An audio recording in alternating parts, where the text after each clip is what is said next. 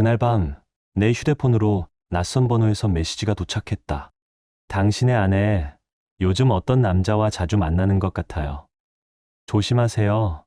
처음엔 장난이라 생각했다. 하지만 몇 시간 뒤 나는 잠실의 한강뷰 레지던스 로비에서 모든 걸 목격했다. 내 아내 윤혜진이 다른 남자의 손을 잡고 웃고 있었다. 그 미소는 한때 내 곁에서만 머물던 얼굴이었다. 그리고 그 순간 내 안에서 어떤 것이 무너졌다. 12해의 결혼 생활이 단 몇 초 만에 무너져 내리는 소리를 들었다. 나는 더 이상 단순한 남편이 아니었다. 이제 진실을 끝까지 파헤쳐야 하는 목격자가 되었다. 이 이야기는 사랑이 배신으로 변하는 순간, 그리고 한 남자가 선택한 복수와 해방의 기록이다. 끝내 무너진 건 그녀와 그 남자였지만 무너지고 다시 일어선 건 바로 나였다. 사랑은 끝날 수 있다. 그러나 어떤 끝은 시작보다 더 강한 칼날이 된다. 결말은 여러분의 예상을 완전히 뒤엎을지도 모릅니다. 여러분의 생각은 어떠셨나요? 댓글로 꼭 남겨주세요. 구독과 좋아요도 잊지 마시고 방탐정의 이중 파일과 함께 더 놀랍고 흥미로운 이야기 속으로 떠나봐요. 내 이름은 박현호다. 52이 되었고 강남 테헤랄로에 자리한 금융사 본사에서 일한다. 사람들은 나를 두고 흔히 안정된 삶을 사는 남자라 말한다. 틀린 말은 아니다. 나는 윤혜진과 결혼한 지 어느덧 12해가 지났다. 겉으로 보기엔 큰 다툼 없이 평온하게 살아온 부부였다. 혜진은 출판계에서 이름난 편집자였다. 원고의 결을 읽어내는 감각은 탁월했고 일에 임하는 태도는 진지했다. 나는 언제나 그런 아내를 자랑스러워했고 그녀를 든든한 동반자라 믿어왔다. 우리 관계에는 금이 갈 틈이 없다고 스스로 위안하며 살아왔다. 그러나 요즘 들어 균열은 너무도 뚜렷했다. 처음엔 내가 예민해진 탓이라 여겼다. 회사 일은 벅찼고 나이 탓인지 체력도 예전 같지 않았다. 그래서 아내가 달라졌다는 느낌도 그저 기분 탓이라 넘기려 했다. 하지만 시간은 내 착각을 무너뜨렸다. 혜진은 휴대폰을 손에서 거의 놓지 않았다. 집에 와도 나와 마주 앉아 대화하는 시간보다 카톡 창을 들여다보는 시간이 길어졌다. 예전처럼 하루의 일상을 나누거나 사소한 농담을 주고받는 모습은 사라진 지 오래였다. 가장 견디기 힘든 건 휴대폰을 바라보며 웃는 얼굴이었다. 어느 날 퇴근 후 현관문을 열었을 때 소파에 앉아있던 그녀의 표정이 내 가슴을 찔렀다. 화면을 보며 지은 미소는 따뜻했지만 그 따뜻함은 더 이상 나를 향하지 않았다. 이 사람 진짜 웃기네. 어떻게 이런 말을 하지? 그녀의 낮은 중얼거림을 듣는 순간 나는 애써 무심한 척 물었다. 무슨 일이야? 뭐가 그렇게 웃겨? 아, 그냥 팀 톡방이야. 애들이 요즘 웃긴 밈을 자주 올리거든. 보고 있으면 웃겨서. 나는 억지로 웃으며 고개를 끄덕였다. 그러나 마음속에서는 잔잔한 파문이 번져나갔다. 그 웃음은 낯설었다. 예전에는 내 옆에서 내 눈을 바라보며 짓던 웃음이었으니까. 그날 이후 나는 아내의 사소한 행동 하나에도 예민하게 반응했다. 그녀가 누구와 대화하는지, 왜 함께 있는 순간에도 휴대폰을 내려놓지 않는지 머릿속에서는 끝없는 상상이 이어졌다. 혹시 우리 사이에 다른 누군가가 끼어든 건 아닐까? 아니면 내가 불필요한 의심에 스스로를 가두고 있는 걸까? 그러나 그때의 나는 몰랐다. 바로 그 순간이 내 인생 전체를 흔드는 출발점이었다는 것을. 출장을 마치고 돌아온 건 금요일 밤 8시가 조금 지난 시각이었다. 서울 하늘은 이미 짙은 어둠에 잠겨 있었고 봄바람이 싸늘하게 스쳐 지나갔다. 나는 일부러 귀가 시간을 알리지 않았다. 가끔은 예고 없이 집에 돌아가는 것도 나쁘지 않다고 생각했다. 엘리베이터에서 내려 현관문을 열자 설명하기 어려운 낯선 기운이 밀려왔다. 공기 속에는 남성적인 잔향이 배어 있었다. 향수라기보다는 누군가 막 머리를 손질하고 나간 듯한 진한 왁스 냄새였다. 순간적으로 목덜미가 서늘해졌다. 나는 신발을 조심스레 벗고 거실로 발걸음을 옮겼다. 거실 테이블 위에는 위스키 병이 열려 있었고 얼음이 반쯤 녹은 잔이 2개 나란히 놓여 있었다. 하나는 절반쯤 비어 있었고 다른 하나는 거의 손도 대지 않은 채 남아 있었다. 누군가 조금 전까지 함께 술을 나눴다는 흔적은 숨기기엔 너무도 선명했다. 나는 그 자리에서 움직이지 못한 제 방 안을 살폈다. 조명은 은은했지만 생활에 온기라기보다 서둘러 흔적을 치운 듯 어색하게 정리되어 있었다. 정적 속에서 이미 내 마음은 균열을 넘어 무너지고 있었다. 안방 문이 열리며 혜진이 나왔다. 그녀는 나를 보는 순간 눈을 크게 떴다. 그 놀람은 단순한 반가움이 아니었다. 예상치 못한 상대를 마주한 얼굴이었다. 오빠. 오늘 늦는다더니 생각보다 일찍 끝났네. 전화하려다 그냥 바로 왔어.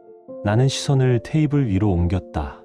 반쯤 녹은 얼음을 머금은 위스키잔 2개가 여전히 자리를 지키고 있었다.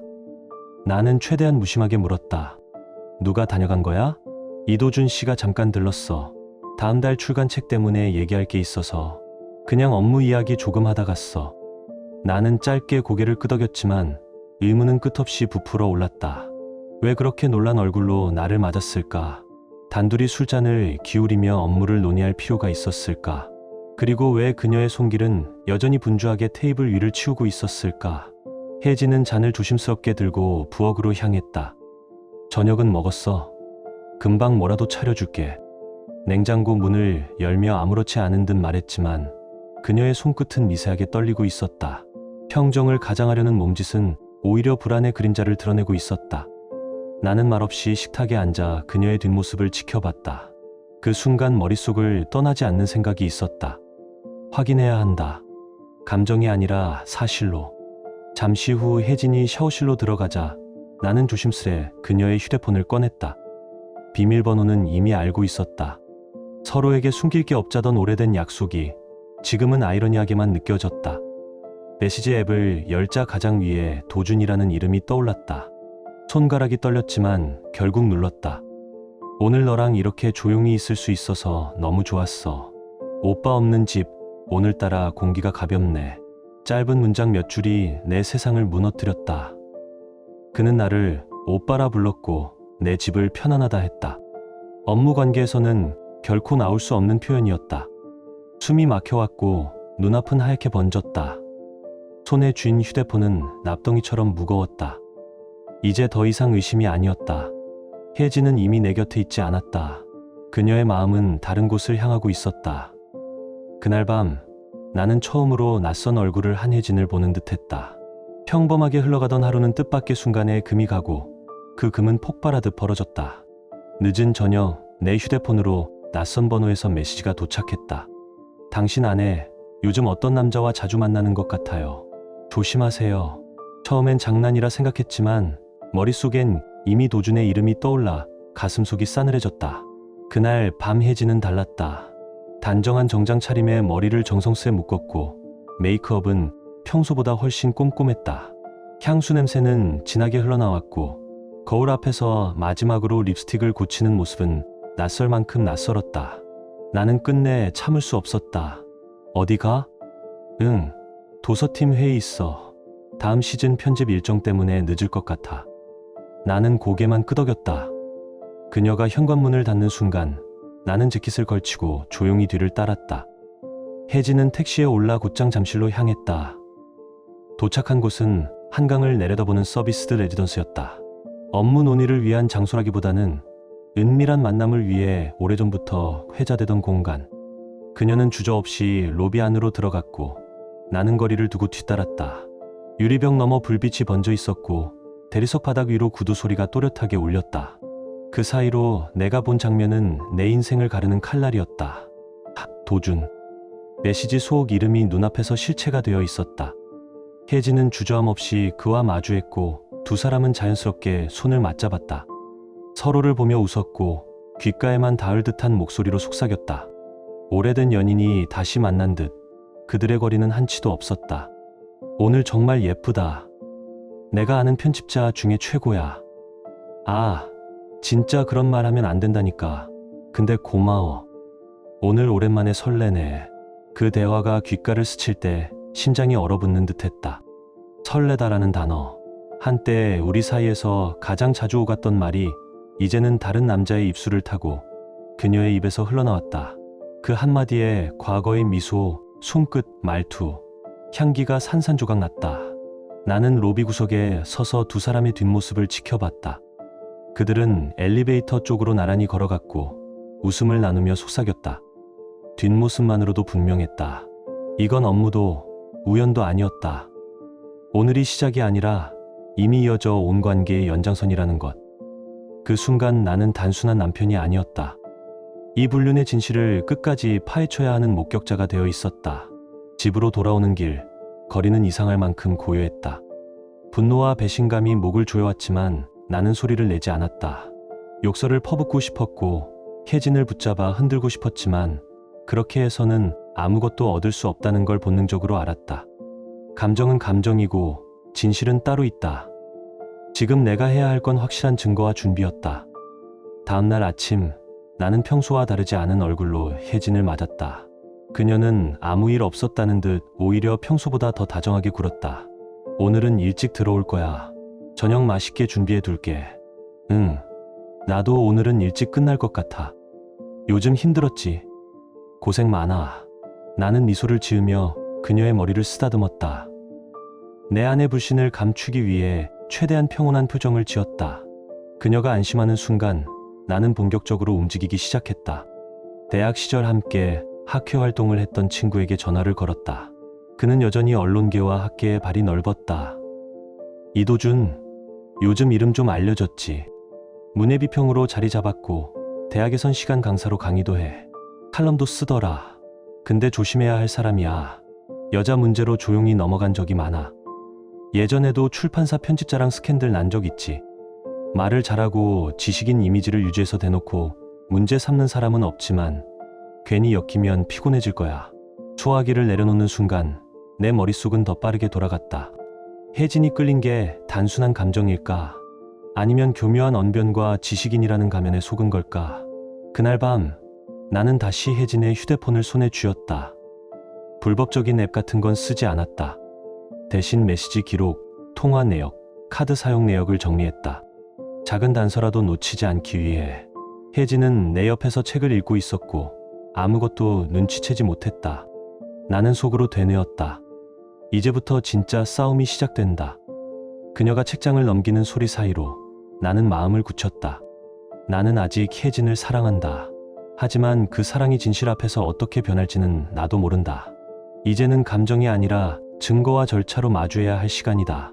불길 속에서 단련되는 강철이 아니라 차가운 이성 속에서 더 단단해지는 칼날처럼 나도 그렇게 준비되어 있었다. 먼저 나는 법무법인을 통해 보존 증거 신청을 했다. 혜진이 출판사에서 어떤 행적을 남기는지 회사 차원의 윤리조사로 이어질 수 있도록. 며칠 뒤 실제로 출판사 윤리위원회 회의가 열렸고 혜진은 그 자리에 불려 들어갔다.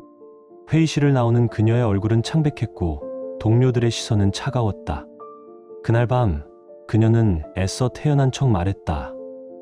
요즘 회사 분위기가 좀 이상해. 누가 괜히 소문을 돌리는 것 같아. 나는 미소 지으며 짧게 고개를 끄덕였다.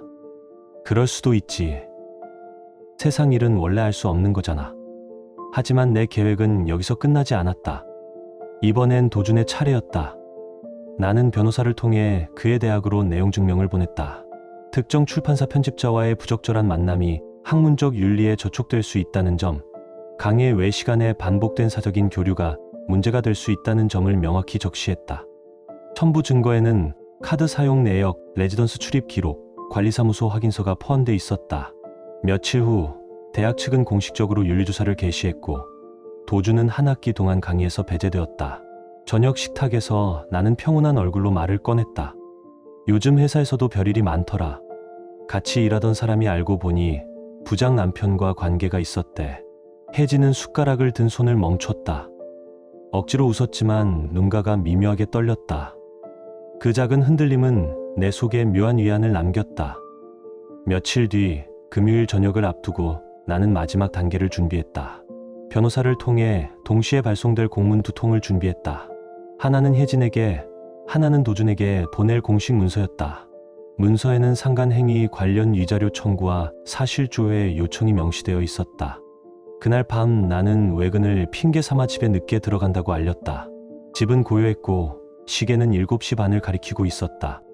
그 순간 두 사람의 휴대폰이 동시에 울렸다. 카카오 알림으로 도착한 것은 법무법인의 공문이었다. 현관문을 열고 거실에 들어서자 모든 것이 멈춘 듯했다. 두 사람은 화면을 쳐다보며 굳어 있었다. 몇 초의 침묵이 흘렀다. 나는 한 걸음 앞으로 나서며 낮게 말했다. 오늘은 문장보호를 찍을 날이다. 마침표로. 그 말은 방 안의 공기를 갈라놓았다. 도주는 자리에서 벌떡 일어나 신발을 허둥지둥 신으며 현관으로 향했다. 죄송합니다. 전 정말 그런 의도는. 그는 말을 끝내지 못하고 도망치듯 집을 나갔다. 거실에는 나와 혜진만 남았다. 혜진의 얼굴은 창백했고 입술은 떨리고 눈가에는 이미 눈물이 맺혀 있었다. 오빠, 제발 내 말 좀 들어줘. 지금 이건 오해야. 일이 커진 것뿐이야. 오해라면 설명해봐. 얼마나 설득력 있는지 들어보자. 혜진은 바닥에 주저앉아 숨을 고른 뒤 떨리는 목소리로 고백을 이어갔다. 맞아. 나 도준 씨에게 마음이 흔들렸어. 처음엔 그냥 일이고 대화가 잘 통하는 선배라고만 생각했어. 그런데 어느 순간부터 나도 모르게 끌렸어. 오빠는 늘 지쳐 있었고 내 이야기를 들어줄 사람이 필요했어. 그 사람은 내 말을 들어줬고 나를 인정해줬어. 그게 너무 따뜻하게 느껴졌어. 나는 그녀의 고백을 듣고도 즉각적으로 분노를 터뜨리지 않았다. 나는 한동안 침묵했고 그 침묵 속에서 그녀의 말과 우리가 함께 쌓아온 시간을 헤아렸다. 그리고 천천히 목소리를 낮춰 말했다. 내 말이 진심인지 알 수는 없다. 다만 한 가지는 분명하다. 우리의 관계는 이제 회복할 수 없을 만큼 달라졌다. 나는 그녀의 고백을 들은 뒤에도 곧바로 분노를 터뜨리지 않았다. 그 대신 가만히 그녀를 내려다보며 생각했다. 이 말이 진심인지 아니면 이 상황을 모면하려는 변명인지. 어쩌면 둘 다일지도 모른다. 그러나 한 가지는 분명했다. 우리의 관계는 이제 예전처럼 돌아갈 수 없다는 사실이었다. 며칠 동안 나는 복수의 달콤함에 잠시 젖어 있었다. 그러나 그 만족은 오래가지 못했다. 내 안 깊은 곳에서 설명할 수 없는 공허가 스며들었다. 마치 내 일부가 함께 무너지는 듯한 감각이었다. 한 달이 지나자 모든 것이 산산이 무너져 내렸다. 혜진은 회사로부터 공식 경고를 받았고 중요한 프로젝트에서 배제되었다. 동료들의 시선은 차갑게 돌아섰고 업계 블라인드 게시판에는 그녀의 이름이 부정적인 뉘앙스로 오르내리기 시작했다. 그녀가 쌓아온 평판은 빠르게 휘발되었다. 도준도 무너졌다. 대학 측은 윤리조사를 개시했고 그에게는 한 학기 강의 정지가 내려졌다. 출판사와의 계약은 해지되었고 그가 기고하던 칼럼도 중단되었다. 지식인이라 불리던 이미지는 흔적도 없이 사라졌고 그는 업계에서 조용히 지워졌다. 그 사이 혜진은 수십 통의 전화를 걸어왔다. 처음에는 울먹였고 이내 차분히 설명하려 했다가 결국 애원으로 맺었다. 오빠, 제발 한 번만 더 이야기하자. 정말 후회하고 있어. 다시 시작하고 싶어. 나는 한동안 침묵했다. 그리고 단호하게 말했다. 우리 이야기는 끝났어. 나는 이제 너와 함께할 이유가 없어. 그 말은 차갑게 닫힌 문의 소리 같았다. 그녀가 어떤 표정을 지었는지 나는 굳이 보려 하지 않았다.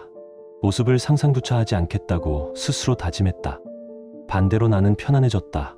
거짓을 감추지 않아도 되는 삶, 의심의 무게에서 벗어난 자유가 어깨를 가렵게 했다. 며칠 뒤 나는 이혼 서류에 서명했다. 12해의 결혼 생활은 잉크가 마르며 문서로 정리되었다. 신혼여행 사진을 접어 상자에 넣었고 주방에 붙여둔 메모들을 떼어냈다. 베란다의 작은 화분들까지 차근차근 정리하며 나는 무언가를 내려놓았다. 사소한 물건을 정리할 때마다 과거의 그림자도 조금씩 옅어졌다. 며칠 후 도준에게서 전화가 걸려왔다. 처음엔 받지 않으려 했지만 어딘가 직접 그의 목소리를 듣고 끝내고 싶은 마음이 올라왔다. 나는 수화기를 들었다. 박현호 씨, 죄송합니다. 정말 어떤 말로도 용서받을 수 없는 짓을 했습니다. 그의 목소리는 낮고 조용했다. 그 안에는 미약한 진심이 묻어 있었다. 한 번만 만나 뵙고 제대로 사과드리고 싶습니다. 나는 잠시 침묵한 뒤 담담히 말했다. 좋아요. 한 번 만나 말해보세요. 단, 이 대화가 우리 삶에 남는 마지막 대화가 되길 바랍니다. 비 오는 평일 오후, 나는 도심 외곽이 아니라 서울 양재의 한 조용한 카페로 향했다. 사람은 거의 없었고 창밖은 비에 젖은 빛으로 흐릿했다. 그는 이미 와 있었고 내가 들어서자 자리에서 조심스럽게 일어섰다. 와주셔서 감사합니다. 나는 고개만 끄덕이고 자리에 앉았다. 그는 잠시 손을 모은 채 숨을 고르더니 천천히 입을 열었다. 정말 드릴 말씀이 없습니다. 모든 게 제 잘못입니다. 돌이킬 수 없는 일을 했다는 걸 압니다. 나는 그를 똑바로 바라봤다.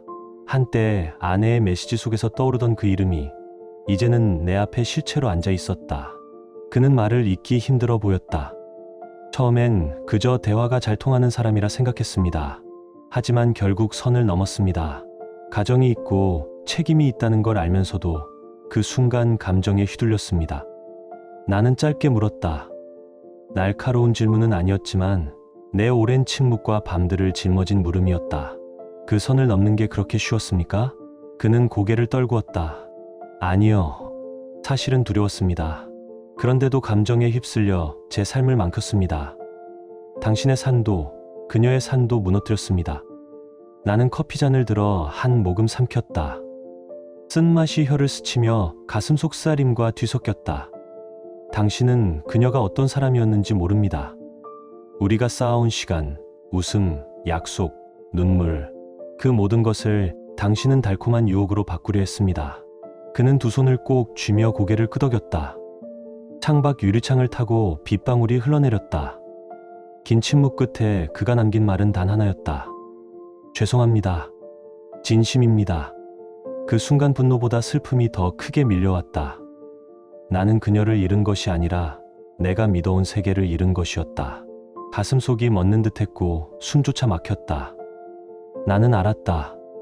그가 여기 온 이유는 나에게 용서를 받기 위해서가 아니라 자신의 잘못 앞에 마지막 마침표를 찍기 위해서라는 것을.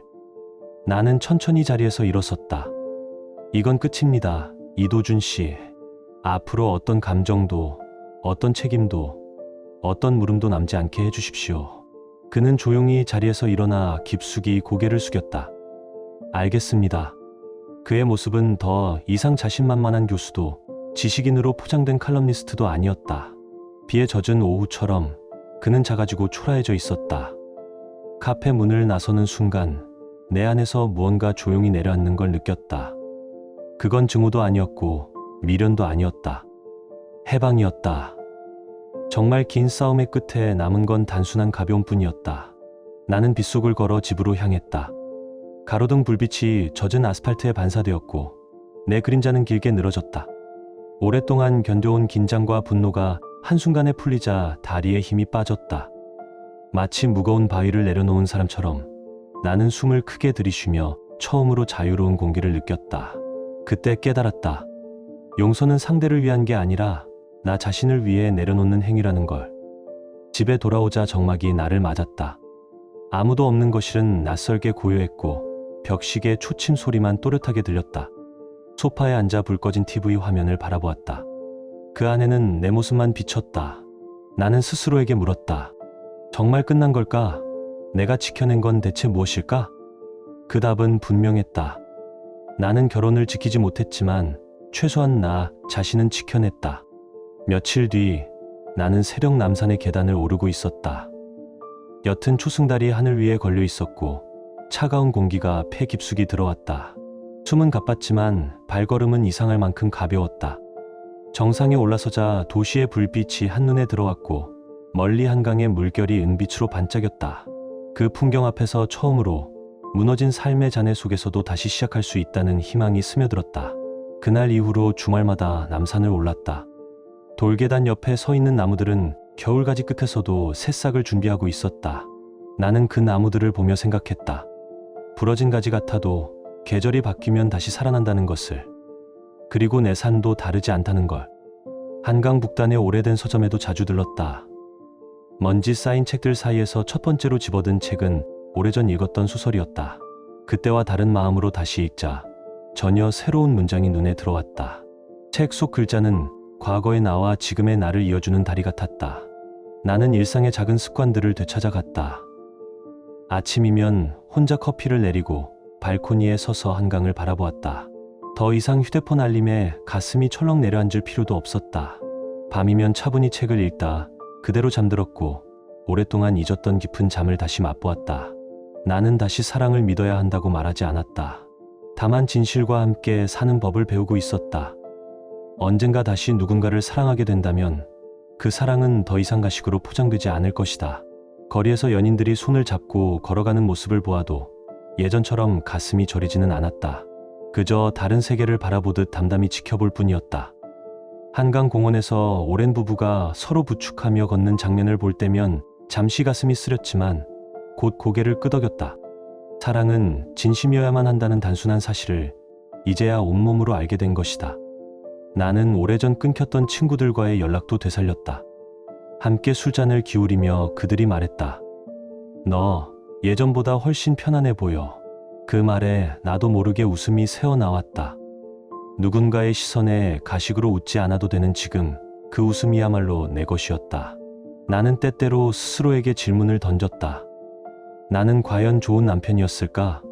언제나 최선을 다했을까? 돌아보면 회사 일에 치여 그녀의 이야기를 흘려듣던 순간도 있었다. 하지만 그 작은 부족함이 배신을 정당화할 수는 없다. 사람은 약할 수 있지만 그 약함을 핑계로 다른 일을 무너뜨릴 권리는 없다는 걸 이제는 안다. 나는 자전거를 타고 한강을 달리며 바람의 결을 느꼈다.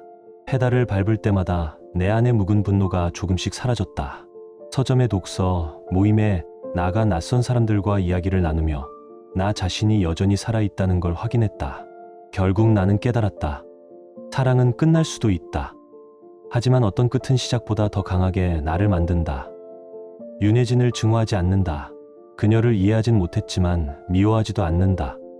다만 이제 각자의 길을 걸어야 할 뿐이다.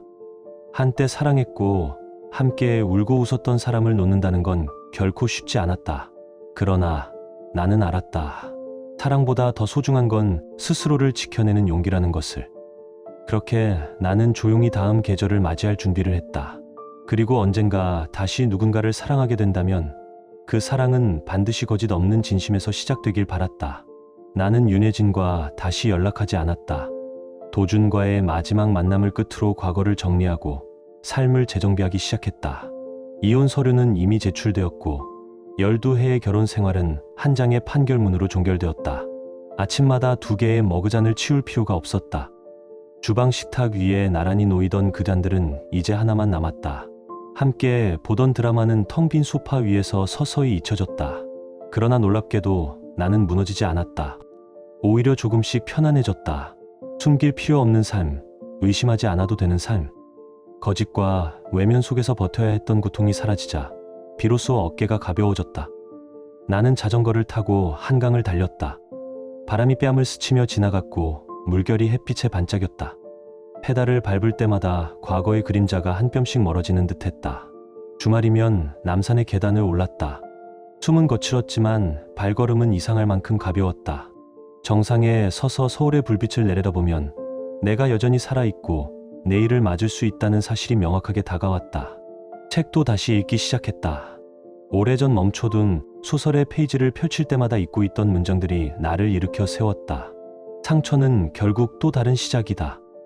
그런 문장을 읽으며 나는 스스로에게 고개를 끄덕였다.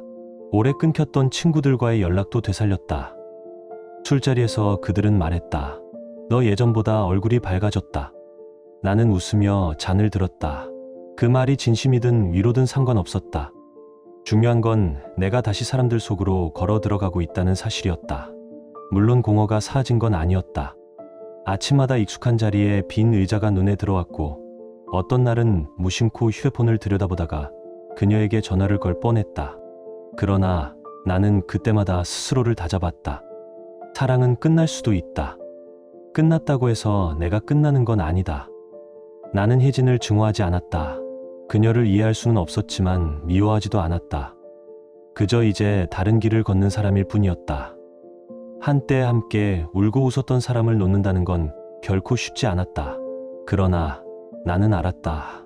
사랑보다 더 소중한 건 스스로를 지켜내는 용기라는 것을. 길을 걷다 보면 젊은 연인들이 손을 잡고 웃는 모습이 보였다. 가끔은 부러움이 스쳤지만 동시에 미소가 지어졌다. 나는 이제 그들에게서 위협을 느끼지 않았다. 지하철에서 노부부가 서로의 팔을 잡아주며 천천히 내리는 모습을 본 날에는 가슴이 잠시 저릿했지만 그 감정도 오래 머물지 않았다. 세상에는 다양한 사랑의 얼굴이 있고 나는 단지 내 몫의 얼굴을 하나 잃었을 뿐이라는 사실이 조금은 선명해졌다. 나는 종종 카페 구석에 앉아 노트를 펼쳤다. 과거에는 혜진과 함께 나눈 대화 조각들이 머리를 채웠다면 이제는 나 자신에게 묻는 질문들이 종이를 채웠다. 나는 어떤 남편이었는가? 나는 어떤 사람으로 살아가야 하는가? 답을 쉽게 찾을 수는 없었지만 그 질문들을 적는 행위 자체가 치유였다. 사람은 누구나 흔들릴 수 있다. 하지만 그 흔들림을 핑계로 남을 무너뜨릴 권리는 없다. 나는 그 사실을 뼈저리게 깨달았다. 배신은 결국 상대를 무너뜨리는 게 아니라 자기 자신을 가장 먼저 파괴한다는 것도. 나는 혜진과 도준을 통해 그 진실을 목격했다. 계절은 바뀌고 있었다. 봄비가 내린 뒤 작은 새싹이 고개를 들듯 나 역시 새로운 시간을 맞이할 준비가 되어 있었다. 나는 다시 사랑을 믿어야 한다고 말하지 않는다. 다만 진실과 함께 사는 법을 배웠고 그것만으로도 충분했다. 언젠가 다시 누군가를 사랑하게 된다면 그 사랑은 반드시 거짓 없는 진심에서 시작되길 바랐다. 나는 그렇게 조용히 다음 계절을 맞이했다. 남산의 바람, 한강의 물결, 책장 넘기는 소리, 친구들의 웃음 속에서 나는 점점 더 나다워지고 있었다. 사랑의 끝은 곧 삶의 끝이 아니었다. 오히려 어떤 끝은 시작보다 더 강하게 나를 만들었다. 지금 당신의 마음은 어떤가요? 이야기를 읽으며 떠오른 감정이나 생각이 있다면 댓글로 나눠주세요. 당신의 진심 어린 한마디가 누군가에겐 큰 위로가 될 수 있습니다. 이 짧은 이야기 속에 작은 온기나 잊고 지낸 감정 하나라도 담겨 있었다면 그것만으로 이 이야기는 충분히 의미 있는 시간이었을 거예요. 좋아요와 구독 그리고 공유는 이런 따뜻한 이야기가 더 많은 사람의 하루에 조용히 스며들 수 있는 힘이 됩니다. 함께 해주셔서 고맙습니다. 당신의 하루에도 조용한 평안과 따뜻한 사람이 함께하길 진심으로 바랍니다.